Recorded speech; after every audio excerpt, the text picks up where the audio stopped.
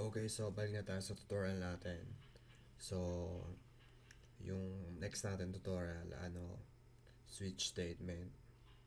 So, yung switch statement, i-check. So, i-check para siyang if-else statement. So, i-check yung expression kung value. So, in case na okay, so so so wait, shit. Saan na lang muna ako, grabe. Okay, so ito yung syntax ng switch statement. So, expression. So, i-check niya yung case kung anong value. Yung case, anong value. So, default sa katulad else, kapag wala siya lahat dito sa taas, sa case natin, ipupunta siya sa code na to, sa default. So, ayun yun.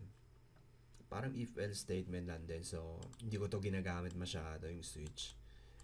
Gamitin nyo na lang yung if-else. Mas madali kaysa sa switch. So, depende. May case din na gusto yung gamitin na madali. Na impression kagaya ng Monday hanggang Friday. So, value 1, 2, 3, 4 hanggang 7. So, pwedeng kung sanay kong gamitin yung switch, pwedeng gamitin. So, gamitin nyo na lang yung else if statement. Mas madali. Okay, so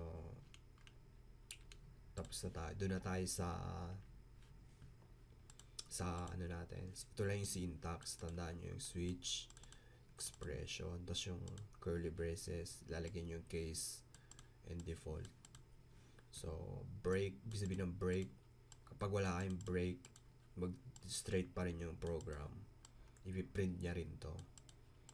Ipiprint niya kung walang break. So, break, diba sa loop, hindi pa natin pag-aaral yung loop, ipi-break niya yung statement na to, hindi na i-check yung iba pa. So, kapag true na yung isa, pag true to, sabihin, hindi niya i-check yung iba. So, ayun yun. Okay, so doon na tayo sa example natin.